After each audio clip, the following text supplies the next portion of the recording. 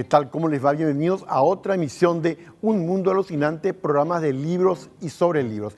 Vamos a hablar con un autor paraguayo que estuvo hace pocas semanas en una de las ferias internacionales más grandes del mundo, la Feria Internacional de Guadalajara. Él además escribe cuentos, escribe novelas y hoy nos vamos a referir a unos cuentos apasionantes de él, algunos de ellos realmente fantásticos. Es José Pérez Reyes, enseguida va a estar con nosotros. Y ahora, con nuestro recorrido habitual por bibliotecas, donde vamos inmediatamente a Yale concretamente. Es una biblioteca que tiene libros de gran valor. Por ejemplo, atiendan bien, las primeras 21 copias que se hicieron de la Biblia son realmente de un valor extraordinario. Estamos hablando del siglo XV. Pues bien, esta biblioteca de Yale tiene una de las 21 Biblias que se hicieron ya con la imprenta. Y tiene también 3 libros budistas realmente antiguos y que son muy consultados. También hay algo rarísimo, 3 libros que se le atribuyen ¿a quién? A Johann Gutenberg, el inventor de la imprenta en Occidente, para no perderse. Este edificio actual fue construido entre 1960 y 1963. Recientemente fue remodelado. Tiene granito y paneles de mármol en las paredes.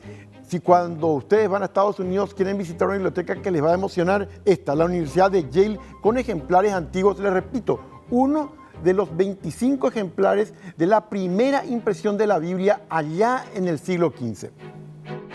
Y en nuestra sección donde trasladamos justamente de la palabra escrita al mundo cinematográfico, hay que aclarar algo, más de la mitad de todas las películas del mundo, desde que el cine comenzó a inventarse y comenzó a desarrollarse, están basadas en obras literarias. Agua para elefantes específicamente les cuenta así. Es un joven Jacob que pierde todo, pierde su familia y pierde su futuro. El mundo entero parece al borde del abismo. Transcurren años de penuria, pero también de sueños de él. Transcurrieron muchos años, pero Jacob no se registra a la postración que el destino le depara. Con renovada valentía, ¿qué va a hacer Jacob? Nos va a revelar un secreto impactante y decidirá emprender nuevas andanzas, cueste lo que cueste. Ahora, la película fue dirigida por Francis Lawrence, está basada en este superventa, como les digo. Fue estrenada en Estados Unidos el 22 de abril del 2011. Un estudiante de medicina veterinaria se encuentra cerca de graduarse, pero una terrible tragedia lo obliga a abandonar la escuela. Tanto el libro y la película, muy buenos, les recomendamos.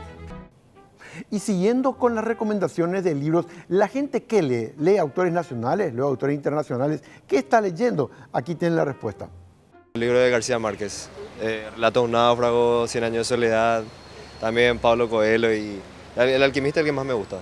Estoy en un examen de ingreso ahora, en donde nos dicen qué libros leer específicamente, y libros de biología y de química. ¿Antes de eso tenías el hábito de la lectura o recién ahora que vas a entrar a la facultad? Realmente ahora, antes no leía muchos libros, leía algunos, pero lo que me exigían en el colegio y esos. ¿Qué le recomendás a la gente que lea? Y realmente me gustan los libros de misterio y eso, de Alan Poe, por ejemplo, que son muy buenos para mí. Tengo libros que son muy didácticos y sobre todo que ayuda a despertar la conciencia, el entendimiento, que es lo que mucho falta en este país, para poder saber elegir el camino que debemos de seguir. Y El Principito es un libro que ayuda a entender que la vida no es solamente en este planeta, sino hay algo superior encima de nosotros, que es el Espíritu del Señor. Y enseguida José Pérez Reyes. Vamos a hablar de uno de sus libros últimos, que es Aguas y Cúpulas, pero también queremos tocar con él cómo podemos hacer para que la literatura paraguaya tenga proyección internacional. Él acaba de estar en la Feria Internacional del Libro de Guadalajara. Enseguida con José Pérez Reyes.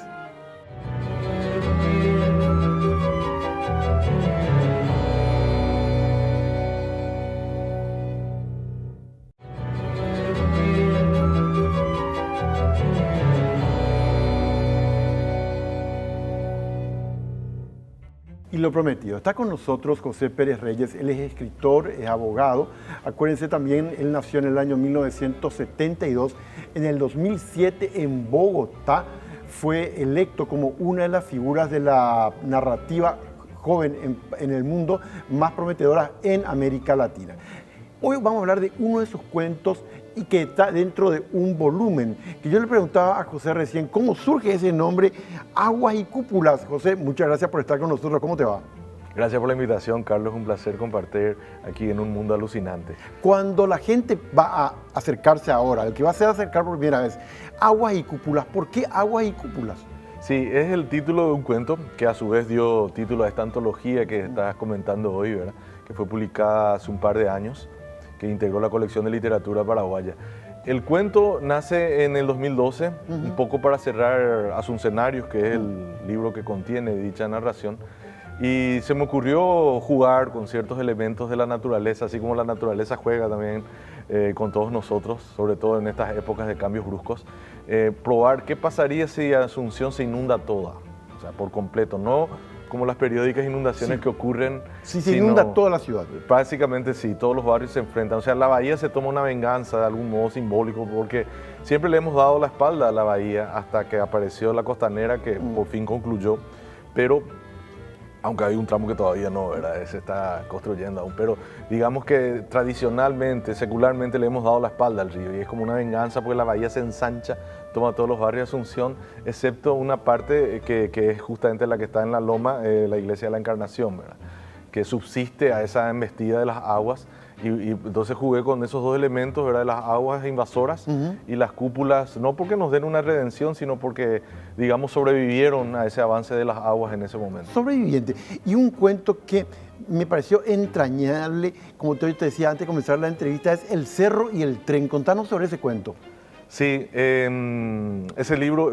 cuento integró el libro Clon Sonante del 2007 y la idea detrás de ese, es un poco metafórico, ¿verdad? Es que esos cambios que se dan, el nieto cuestiona muchas cosas, pregunta, ve cambios en el paisaje y sobre todo en los hábitos de la gente y habla con la abuela. Entonces se dan tantos cambios entre la abuela y el nieto como ocurre el CEN y el tren, entre el cerro y el tren y se da ese traslado a la inversa.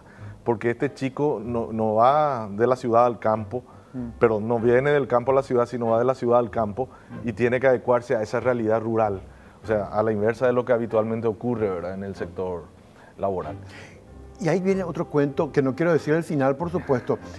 Un cuento muy particular sobre una filmación. ¿Te acordás de eso? Sí. Uno va leyendo el cuento y en los 3 últimos renglones hay un giro drástico. ¿Cómo hiciste eso? Porque no voy a contar cómo termina la filmación, pero me pareció un excelente final. ¿Cómo surgió eso? Y sería tan raro como el español que dirige el filme y lo hace en Punta Carapá, ¿verdad? ¿Sí? Va a esa zona que está un poco abandonada, pero que sigue siendo un sitial de enorme belleza, ¿verdad? Donde el recodo del río avanza. Y del lugar que eligieron, ¿verdad? Con todas las tramas, la filmación, la locación, los personajes, busqué un giro. Reconozco que en ese cuento le busqué un giro repentino, algo que asombre, y entonces qué mejor que esa situación que se da con el mismo narrador, ¿verdad? Es buscar el efecto, como decís, ¿verdad? El efecto sorpresa en las últimas líneas. Porque, y eso es tan importante en un cuento, uno va siguiendo el argumento del cuento, pero llega a los 3 últimos renglones y cambió toda la historia. Sí, te cambian la película al final. Hablando de filmación, te cambian la película al final. Así es. José, aparte de Aguas y Cúpulas, vos tenés otros libros. ¿Qué a una persona como vos, que en un momento dado, como decimos en Bogotá, te consideraron uno de los escritores más notables de la juventud en América Latina, qué te lleva a vos a escribir y cómo comenzó esta afición por la escritura tuya?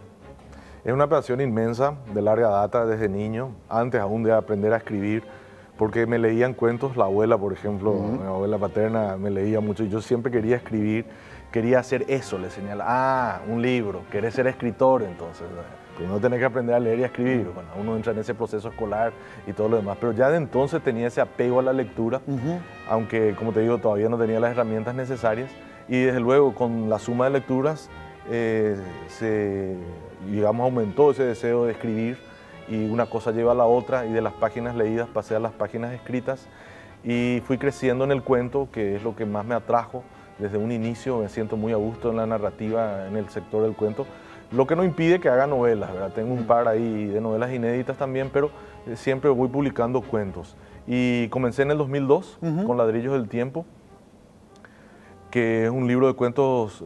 Generalmente yo cuando voy lanzando un libro de cuentos trato de que tenga cierta unidad temática o un eje. En el caso de ese primer libro fue jugar con los elementos de la memoria, ¿verdad? Cómo se construye un imaginario muro en nuestra memoria con los actos que vamos haciendo y hasta qué punto los recuerdos son propios o impostados o totalmente trabajados casi como una ficción, ¿verdad? Muchas veces lo que retenemos es una ficción más que un recuerdo, una creencia de lo que ocurrió o con algunos aditivos que no fueron realmente los que ocurrieron. Entonces ese es un muro que se construye imaginariamente en la memoria y que uno puede derribar también, no solo construir, ¿verdad? Según los actos que hace, ¿verdad? Entonces ese era el eje temático allá por el 2002 en ese primer libro. Después en el 2007 publiqué Clon Sonante, Sí. que ahí el eje principal de los temas es la tecnología, el avasallamiento de ciertos roles, la individualidad en juego, hasta qué punto nosotros usamos esta tecnología y hasta qué punto la tecnología se sirve de nosotros. Era un poco kafkiano, sobre todo en el cuento título, y en reloj ficción, en el sentido del drama que impone, ¿verdad? Esa suerte de metamorfosis que estamos teniendo por causas tecnológicas y cómo adaptamos, pero siempre con un toque de ironía, ¿verdad? Yo no pretendo oponerme a esos cambios tecnológicos, sino más bien reflejarlos desde un punto de vista literario y con un cierto tono irónico, ¿verdad? En el 2012, Asuncenarios, que como el nombre, una vez más un neologismo, me gusta usar mucho neologismo, voy jugando, como digo, las palabras, interpretándolas y haciendo a veces esa fusión.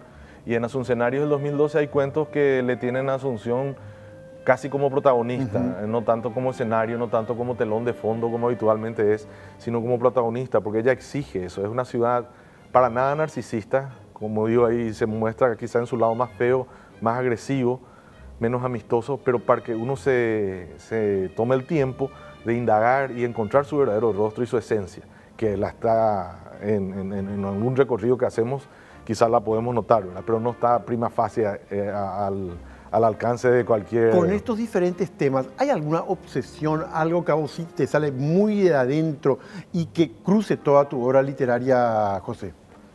Digamos el tiempo, porque El tiempo. a todos nos somete esa tiranía del tiempo y sus caprichos. Pero también la fantasía en general, yo recurro mucho a la imaginación.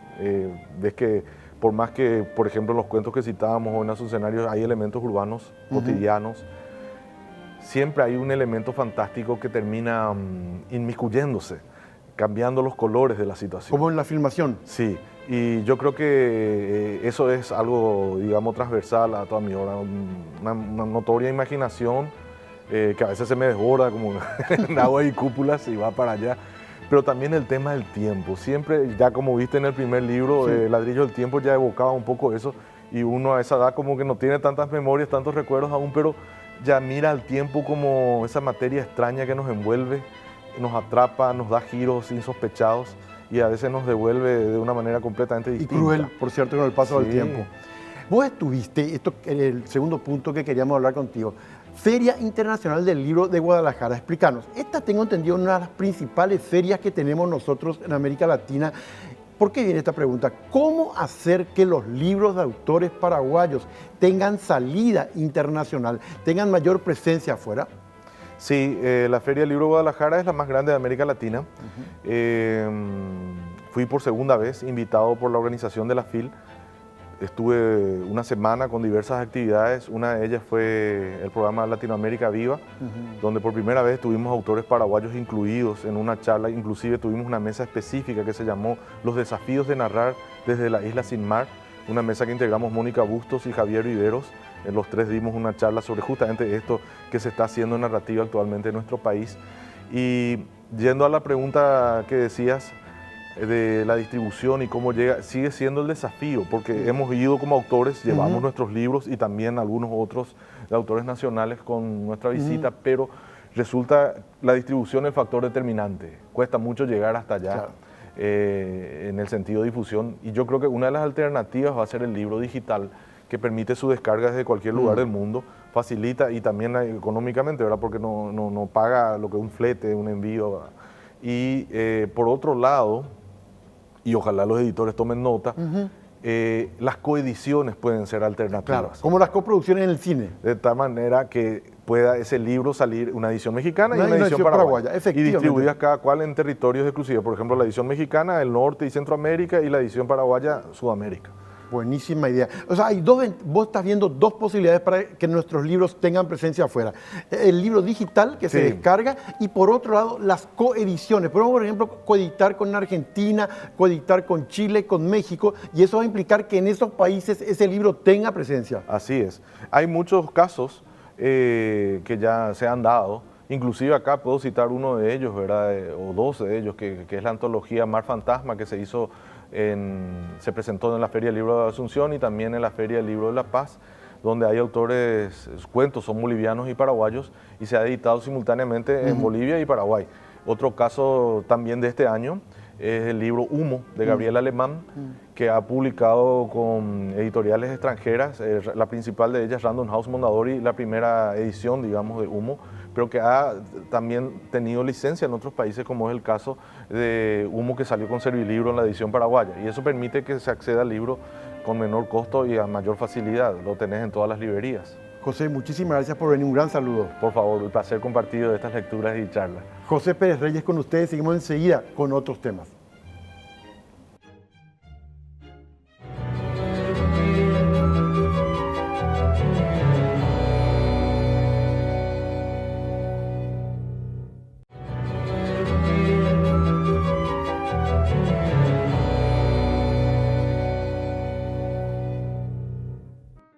Y seguimos recorriendo y preguntando a la gente qué recomienda leer.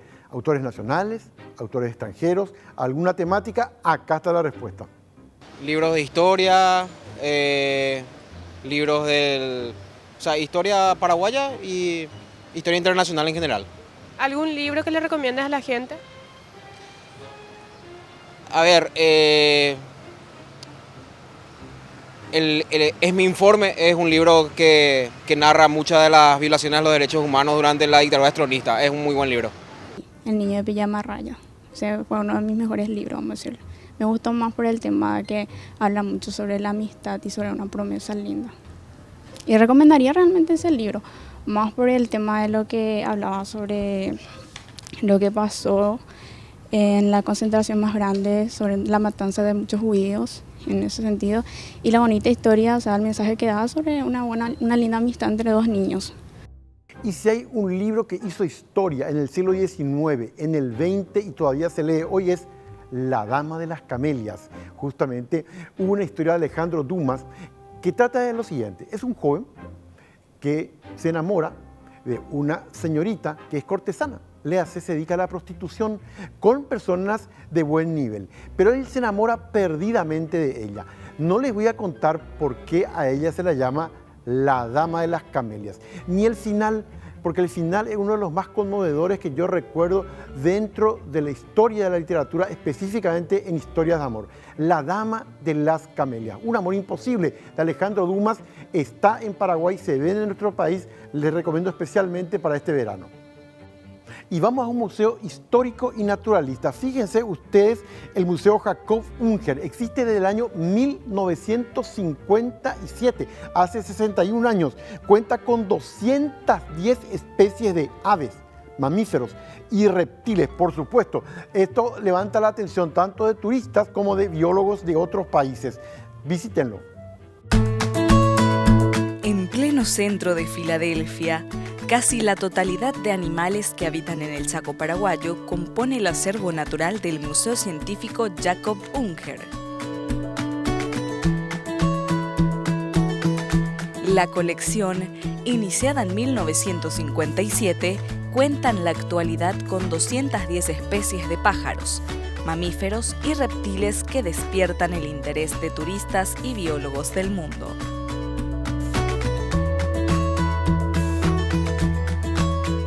Aves de mayor porte tienen sus ubicaciones en el salón de entrada, donde también hay muestras de mamíferos.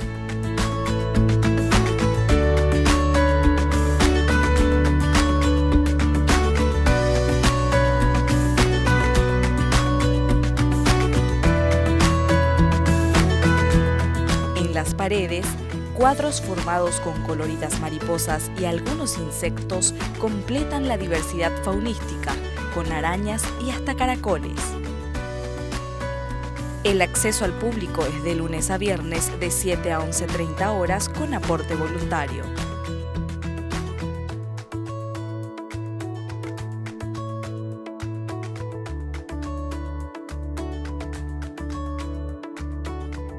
Y en nuestra recomendación sobre el libro de la semana, uno que ideal es para el verano, le va a llegar al alma. Se hizo una película de este libro. Estamos hablando de Agua para elefantes, de Sarah Green. ¿Dónde está este libro? En Literato. ¿Qué pasa con la historia? Jacob es un joven, pierde todo, pierde su familia, pierde su futuro, el mundo entero parece al borde del abismo y se aventura ¿en qué?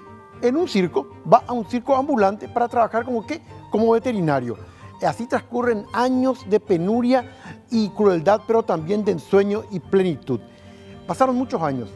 ¿Y qué pasa con la vida de Jacob en un momento dado después de esta peripecia existencial? Les recomiendo, está en Literato, Agua para elefantes. Ustedes saben que Robin Hood es nuestro escritor de historietas probablemente de mayor producción que tenemos inclusive a nivel mundial. Hoy les vamos a hablar en particular de Anaí. ¿Qué es lo que ocurre? César Renzi es un veneciano, es víctima de un complot en el siglo XVI, capturado por piratas y convertido en esclavo.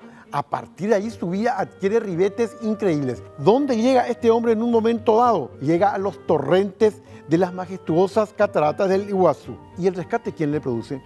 Una misteriosa mujer guaraní, Anaí. El libro se llama Anaí, justamente les recomiendo especialmente.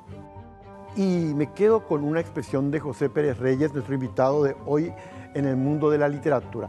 Él decía algo muy importante: busco siempre la fantasía, algo que sorprenda, algo que nos llame mucho la atención. Ahí está la gran literatura. No pasa indiferente, nos llega al alma. Nos reencontramos la próxima semana con un mundo alucinante.